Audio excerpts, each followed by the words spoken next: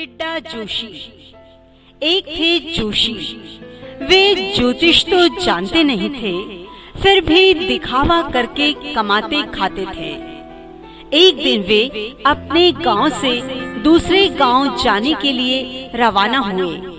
रास्ते में उन्होंने देखा कि दो सफेद बैल एक खेत में चर रहे हैं। उन्होंने ये बात अपने ध्यान में रख ली। जोशी जी गांव में पहुंचे और एक पटेल के घर ठहरे। वहां उनसे मिलने एक किसान आया। उसके साथ ही उसकी घरवाली भी आई। किसान ने जोशी जी से पूछा, जोशी महाराज, हमारे दो सफेद बैल खो गए हैं। क्या आप अपना पोथी पत्रा देखकर बता सकेंगे कि वे किस तरफ गए हैं? जोशी जी कुछ बुदबुदाए, फिर एक बहुत पुराना सड़ा सा पंचांग निकालकर देखा और कहा, तुम्हारे बैल पश्चिमी सिवान वाले फला फला खेत में हैं। वहां जाकर उन्हें ले आओ। जब किसान उस खेत में पहुंचा तो वहां उसे अपने बैल मिल गए। किसान बहुत खुश हुआ और उसने जोशी जी को भी खुश कर दिया।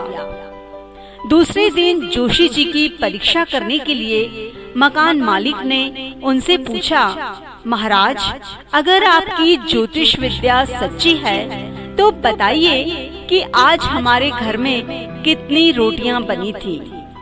जोशी जी के पास कोई काम तो था नहीं, इसलिए तवे पर डाली जाने वाली रोटियों को वे गिनते रहे थे। गिनती 13 तक पहुंची थी।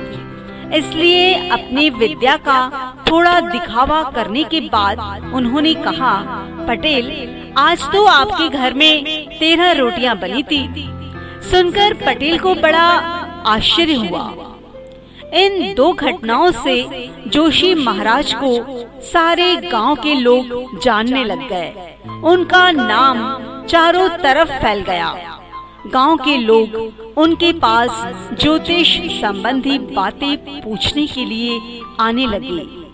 उन्हीं दिनों राजा की रानी का 9 लखा हार खो गया।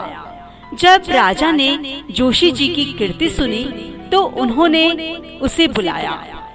राजा ने जोशी जी से कहा, सुनो टिड्डा महाराज, अपने पोथी पत्र से देखकर बताओ कि रानी का हार कहाँ है या उसको कौन ले गया है।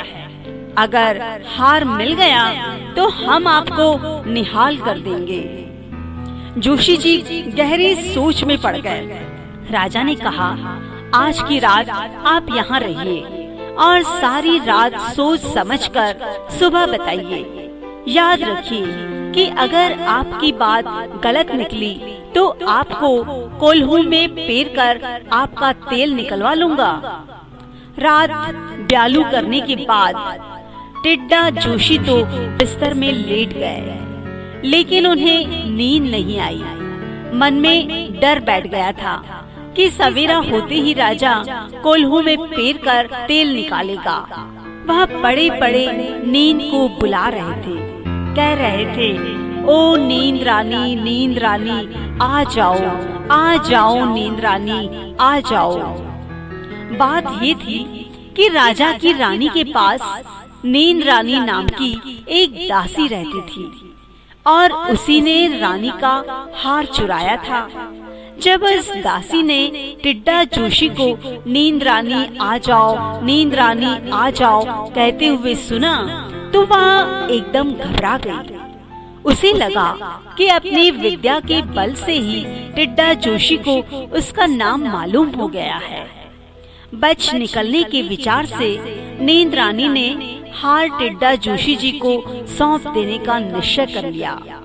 वह हार लेकर जोशी जी के पास पहुंची और बोली, महाराज, यह चुराया हुआ हार आप संभालिए। अब मेरा नाम किसी को मत बताइएगा। हार का जो करना है कर लीजिए। टिड्डा जोशी मन ही मन बड़े खुश हुए और बोले, ये अच्छा हुआ। फिर टिड्डा जोशी ने नींद रानी से कहा, सुनो, यह हार अपनी रानी जी के कमरे में पलंग के नीचे रखाओ। सवेरा होने पर राजा ने टिड्डा जोशी जी को बुला भेजा। जोशी जी ने अपनी विद्या का दिखावा करते हुए एक दो सच्चे झूठे श्लोक बोले और फिर अपनी उंगलियों के पोर गिनकर और होंठ हिलाकर अपना लंबा पत्रा निकाला और कहा, राजा जी, मेरी विद्या कहती है कि रानी का हार कहीं गुम नहीं हुआ है। आप तलाश करवाइए। हार रानी के कमरे में ही उनके पलंग के नीचे मिलना चाहिए। तलाश करवाने पर हार पलंग के नीचे मिल गया। राजा टिड्डा जोशी पर बहुत खुश हुए और उन्हें खूब इनाम दिया। टिड्डा जोशी की और परीक्षा लेने के लिए राजा ने एक तरकीब सोची। एक दिन राजा टिड्डा जोशी को अपने साथ जंगल में ले गए। जोशी जी जब इधर उधर देख रहे थे, तब उनकी निगाह बचाकर राजा ने अपनी मुट्ठी में एक टिड्डा पकड़ लिया।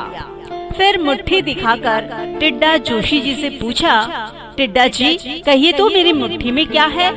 याद रखिए, गलत कहेंगे तो जान चली जाएगी। टिड्डा जोशी घबरा गए। उनको लगा कि अब तो सारा भेद खुल जाएगा और राजा मुझे मार डालेगा। घबराकर उन्होंने अपनी विद्या की सारी हकीकत राजा से कह देना ही ठीक समझा और माफी मांग लेने के इरादे से वे बोले, टप टप पर से 13 गिने, राह चलते दिखे बैल, नींद रानी ने सौंपा हार, राजा टिड्डे पर क्यों यह मार।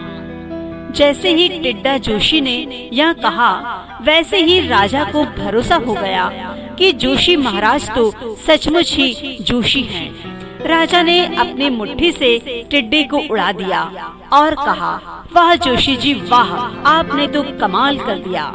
टिड्डे जोशी मन ही मन समझ गए कि इधर मरते मरते बचे और उधर सच्चे जोशी बने। फिर तो राजा ने जोशी जी को और इनाम दिया और उन्हें सम्मान के साथ विदा कर दिया।